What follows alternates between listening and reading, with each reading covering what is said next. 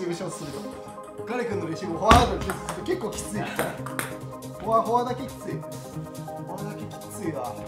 フォアだけきついわ。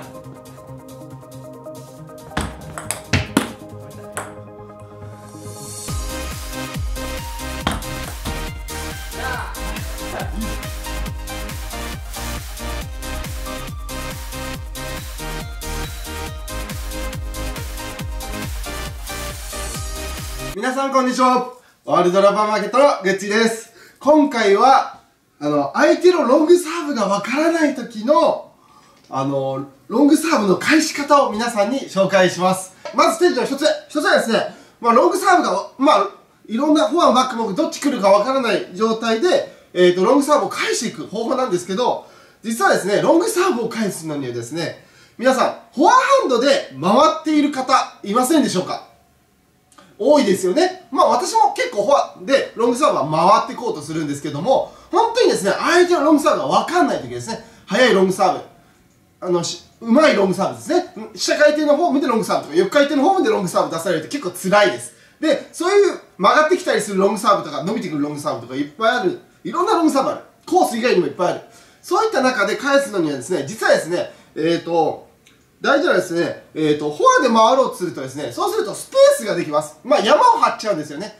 なので、できたらですね、今日はですね、皆さんにおすすめの、ロングサーブの返し方、両サイドに来ても返せるやり方は、フォアサイドに来たときは、フォアハンド。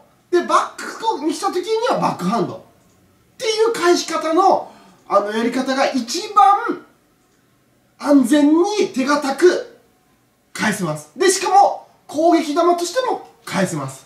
なのでですね、今日は皆さんにロングサーブを返す方法、どうやって打てばいいのかなっていうので、皆さん結構フォアで待っている方とか多いと思うんですけど、フォアはフォア、バックサイドはバックっていう考えを定着させてください。これが今ですね、中国の選手、もうこれがベースになってます。で、日本のトップ選手もこのやり方、ロングサーブは長いサーブ来たらバックはバック、フォアフォア。昔はみんなフォアで結構、フォアって感じでやってたんですけど、こうするとですね、逆にですね、こっち来ると思って回った時にストレート狙われちゃったりします。私も多いです。やられちゃいます。ロングサーブ来るみたいな感じなので、今ですね、実は今の時代はですね、ロングサーブをちゃんと両サイド返すには、バックはバックで返す。バックに来たらバック、フォアはフォアっていう、そういう鉄則をやってみてください。で、足も使わなくていいですよね。なのでスペースできないです。フォアでやろうとする人はですね、フォアで回る癖がありますので、どうしてもスペースできます。こっちも山張ってるとこっちが逆に取れないです。こっちにストレートロング来ると思って待ってると、バックのロングサーブが取れないです。なので、ですね、フォアでこうやって待つっていうのはですね、結構危険だったりするんですよね。自分、空間作ってないですよね。フォアに来たらフォアで返す。そしたら自分は一切空間作らないので、両サイドに山を張ることができます。簡単ですね。両サイド、ロングサーブ来てくるので山張る。簡単です。なので足も使わなくてもいいし、で、タイミングを利用して返せば、非常にいい感じに返せますので、ぜひですね、ロングサーブに対してはこうやってやってください。で、浮いてきたロングサーブとか、浮いてきたロングサーブとかたまにあるんです。あとは、バレバレ、相手がロングサーブの質が低くて、もうすぐ分かる。ロング来るっていうのは振りで分かる。そういう時はフォアで回っていいです。浮いてきた時ほどバックで打つの難しいです。で、浮いてきたロングサーブが時間があるので落ち着いてフォアで回って打ちましょう。なのでトップ選手とかもですね、フォアドライブでロングサーブを回って打ってる時って、もう待っている時ですよね。山を張って完全に相手を読んでいる時。ロング来る、これは来る。っていう時は回ってます。でも突発的にロングサーブ来ない。ショートサーブが来ると思ってロングが来た時は、こうやって今みたいに、こうやって、バックはバック、フォアって返さないと、対応できないと思います。なので全部フォアでいこう、回ろうってしてる人はロングサーブにはまります。はまっちゃいますね。本当に上手い人と当たった時のロングサーブは、こういう感じで、もう全然打てない、ロングサーブ処理できないっていう感じになって、もうロングサーブで崩されちゃいます。なので、試合展開で最後勝負どころを競った時、ロングサーブ出されて終わるという感じですね。これをこう、輪立ちしてると、レシーブショートすると、ガレ君のレシーブをフォワードにすると結構きつい。フォアだけきつい。フォアだけきついわ。フォアだけきついわ。フォアだけマジきつい。だからロングサーブマジフォワードで回れない。絶対きつい。フォアだけ無理だよ。おー、やっぱおーい、やっぱ両ハンド待ちに。うん。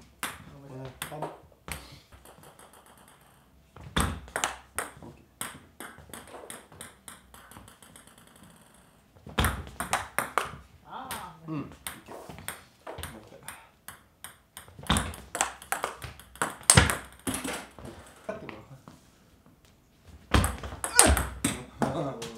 オッケー。これは分かってれば。はい、この手順の2つですね。これいよいよもうロングサーブに対しては両ハンドで返すっていうのがいいっていうのは分かったと思うんですけども、ここからですね、やり方になります。で、ロングサーブはですね、まあ、フォアに来る、バックに来る、どちらもロングサーブいろんなの来るんですけど、まず鉄則がありまして、必ず頂点を捉えろ。これをやってください。もうですね、もうロングサーブ、どんなロングサーブが来てもですね、速い、長いサーブが来たら、フォアバックも一番高いところを掴むようにしてください。もうこれはですね、もう全部の、もう、例えば、ロングサーブに対してドライブで返す人、ロングサーブに対してミートで返す人、ロングサーブに対してブロックで返す人、いろいろいますよね。ロングサーブが速かったら当てるだけとか、いますよね。で、ロングサーブ余裕あったらドライブするとか。皆さんそうですね。で、この時に必ずやってほしいのが、必ずバウンドして頂点。これを死守すれば入る確率がぐんと上がります。もう経験上ですね、引きつけすぎ、よくありがちな人。ちゃんとロングサーブ返さなきゃっていうので、ボールをちゃんと待って返せ。引きつけて返しなさいっていう方も多いんですけど、引きつけるとですね、ロングサーブって詰まるんですよね。皆さんこんな経験ありませんか？ちゃんと待って、引きつけて返しなさいって言って、ロングサーブ来てバックで、引きつけて、安定してこうやって返すとするとですね、ロングサーブはですね、引きつけると速いです。速いので、詰まっちゃうんですよね。もう体のこうギリギリのところ、バックハンドなんかもう詰まっちゃいますよね。もう頂点でやろうとしてる。じゃあ、もう引きつけちゃうとですね、もういつの間にか気づいたら自分の頭の方までこうボールが上がってきちゃうんですね。なので、引きつけるとこうなっちゃうんですよね。体がのけぞっちゃうので、打ち方的には、ちょっとこう、ちょっと押されながらバックハンドをこうやってやるので、ボールの質としてはすごい相手に、はい、3球目どうぞって感じの最高の球を送ってしまうことになりやすいですね。フォアハンドもそうです。フォアハンドも頂点を落とすと、そうすると、はい、どうぞ打ってくださいっていう最高の3球目を演出しちゃうんですね、相手に。返りはするんですけど、フォアハンドは特にストライクゾーン広いんで、引きつけても入りやすいです。なので引きつけてやりすぎると、相手にね、はいどうぞっていう、もうサーブ3球目ドン、相手にゴールを与えちゃう感じなんですよね。で、皆さんにおすすめは、はい、なので、ぜひ皆さん、フォアもバックも、バウンドの一番高いところ、必ず頂点、一番高いところを、ロングサーブ、相手がロング来たときは意識してください。一番高いところを取ることで、実はですね、曲がる直前で捉えることができます。ロングサーブでもですね、横回転のこういうロングサーブとか、巻き込みのロングとか、YG のロングとか、いろいろありますよね。ただ漠然にロング出してる人って少なかったりします。で、そういった球にですね、全部曲がってくる球に対応するには、ついつい曲がってくるからって引きつけるとですね、より曲がって詰まるんです。よりこうサイド、よりですね、ちょっと曲がりが大きくなって、より自分の頭の方までクワーってくるので、より詰まりながらこう、やっちゃいます。はい、どうぞ、ゴール、打たせちゃいますね。なので、ダメなんですよね。より、で、当てるのも難しくなって、空振りとか、ボンミスとかも増えます。引きつければ引きつけるも曲がってくるんですね。こう横回転の速いのが来たら曲がってくるんですよ。巻き込みの速い人も曲がってくるんですよ、どんどん。なので、一番いいのはバウンドして一番高いところ、曲がる直前で捉えてください。頂点がですね、まだ曲がり始める直前ぐらいなんですよ。なので、バウンドして頂点ぐらいで捉えると、比較的ラケットにも当てやすい。ちょっと怖いなと思う。ロングサーブに対して、頂点怖っって思うんですけども、怖って思っちゃうんですけど、実はロングサーブに対して勇気を持って、意外と頂点で突っ込むのをちょっと勇気持ってやってみてください。そしたらびっくりするぐらい、ポンポーンって結構いい感じに返ると思います。で、ロングサーブに対してはですね、今みたいにこう頂点で掴むのがいいってことなんですけど、頂点で掴むと、バウンドの勢いを利用して返すことができるので、自分で思いっきり振らなくても、勢いで返ります。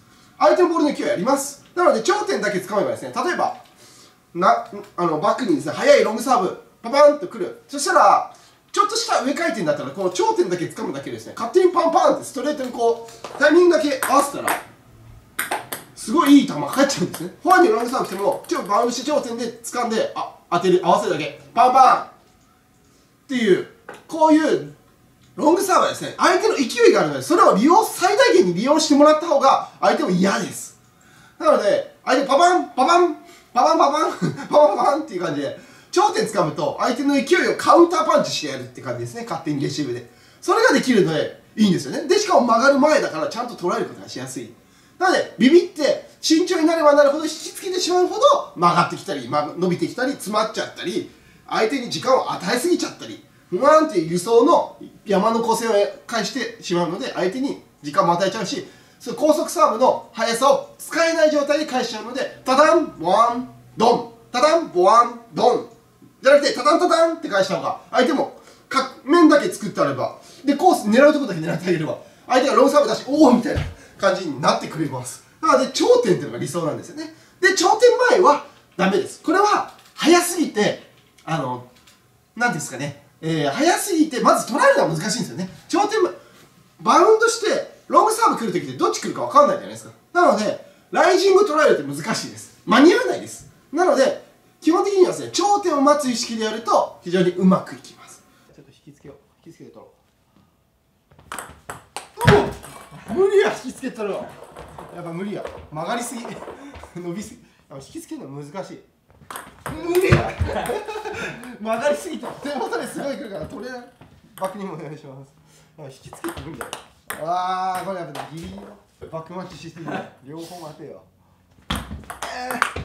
そう引きつけて取ろうとするとこうなる。これオッケー。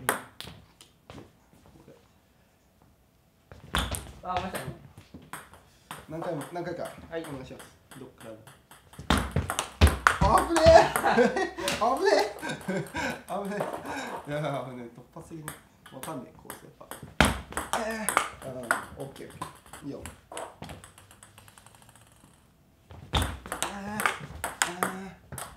今度手順の3つはですね、今度はですね、このロングサーブが両サイドに飛んでくるときに、フォア、バックはバックで返すっていうのが鉄則なんですけど、この時に皆さんにぜひやっていただきたいレシーブ方法は、スーパー上書きレシーブですね。スーパー上書きレシーブっていうのはどういうことかと言いますと、フォアはフォアドライブで返してください。で、バックはバックドライブですね。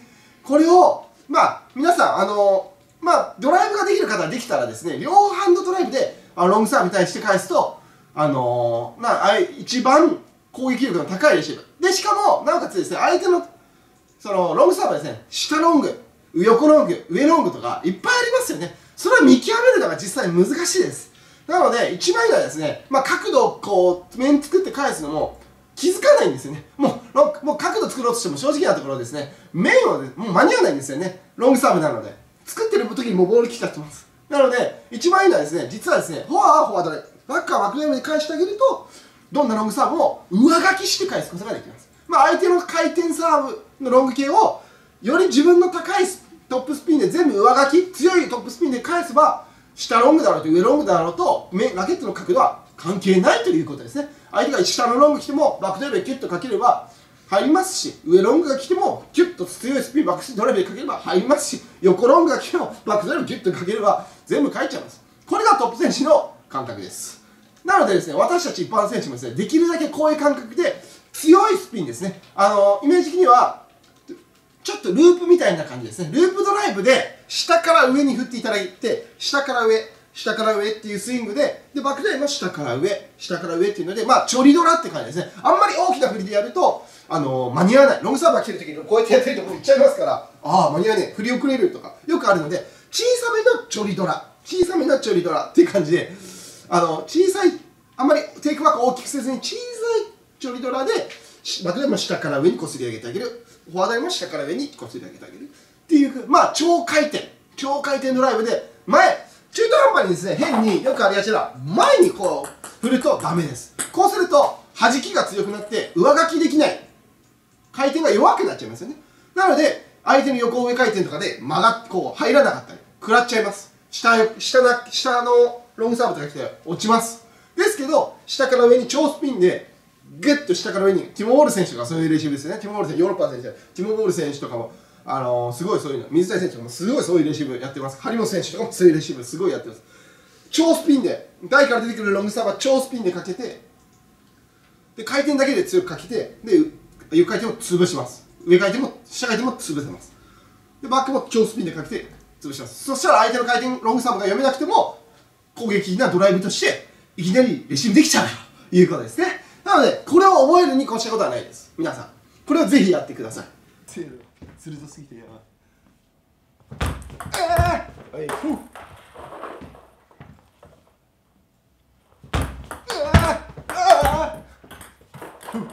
持ち上げるスキルない。ギリギリ。クロスミート。よし。よっしゃ。どうしてもドライブが無理な方はですね、ミートでいいです。先ほど言ったミート系で同じように頂点でやってもらうのがありなんですけど、どうしても無理な方はこの先ほど言ったミートこう合わせるだけで頂点だけ掴むだけでいいです。ミートただ合わせるだけ、面作るだけ、ブロックのミートでじゃあブロックの面の作り方で合わせるだけ、これで頂点でパンとコースだけつく、それだけでも十分効きます。なのででも回転の影響はやっぱちょっと受けやすいです、ミート系は。なのでちょっとミスが増えるので、なのでできたらですね、下から上にこすり上げる、下から上にこすり上げるっていうレシーブ法がこれが完璧なので、これでやればいちいち角度面を気にしたり相手の目を見ながらとか、そういうなんか対戦相手関係なくてですねできます。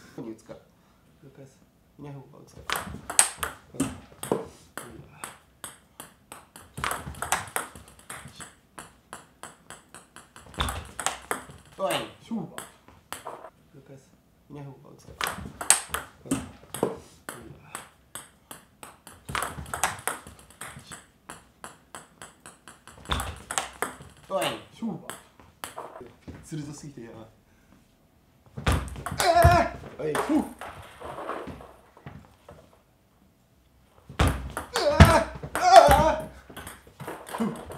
ない。ギリギリ。クロスミート。よし。よっしゃ。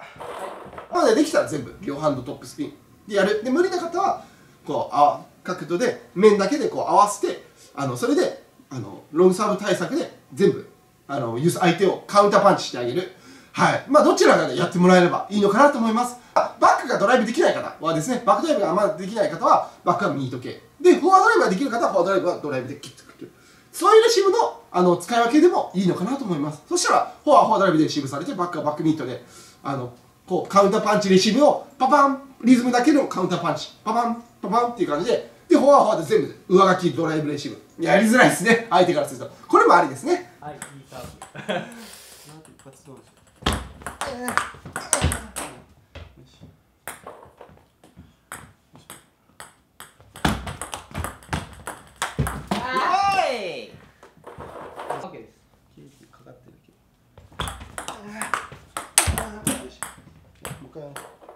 スピンで。おい。おい。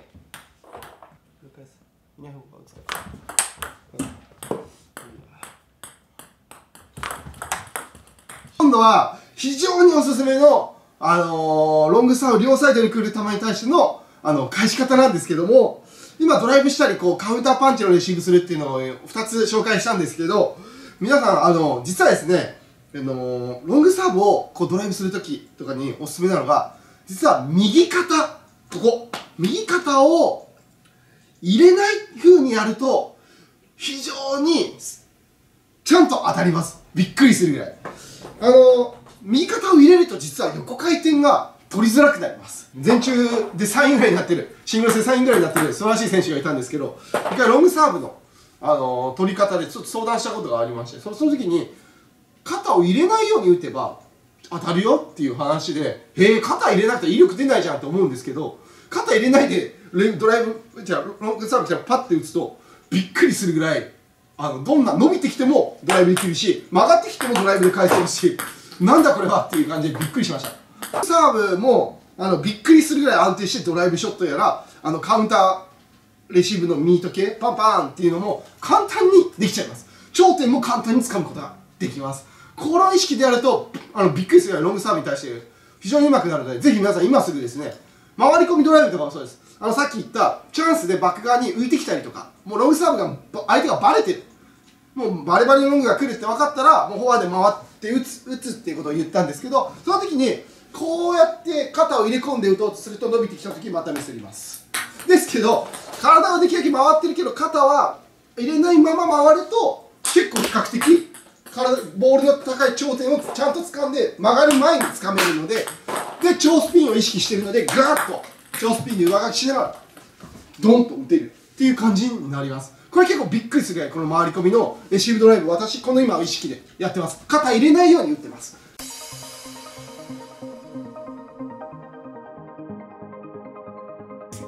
引きつけるの難しい。無理だ曲がりすぎて手元ですぎて伸びすぎ、引きつけるの難しい。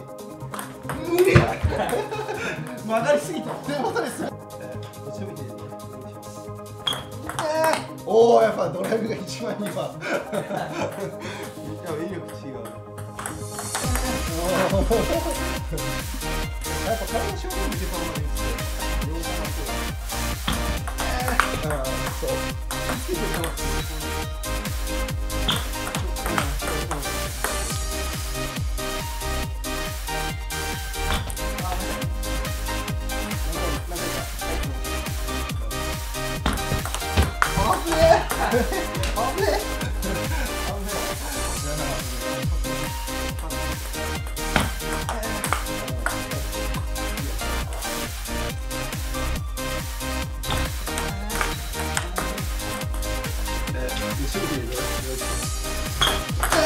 おお、やっぱドライブ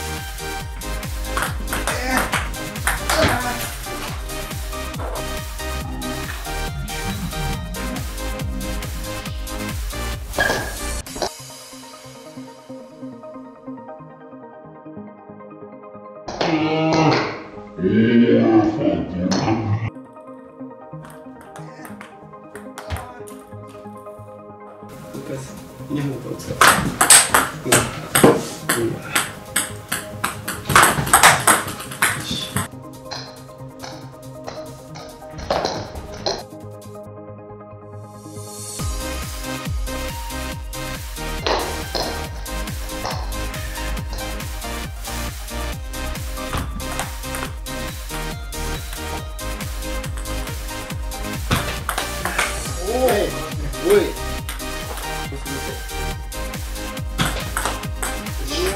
よっしゃ。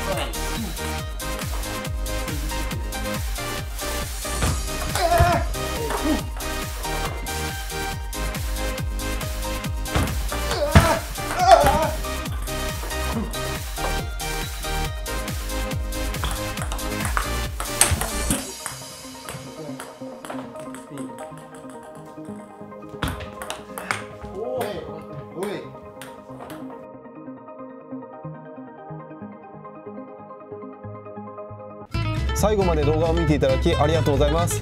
日本中講習会で回って卓球の楽しさを伝える普及活動、初中級者が短期で勝てる内容を日々研究し、役立つものをお伝えさせてもらっています。動画の内容が良ければいいねとチャンネル登録をよろしくお願いします。ありがとうございました。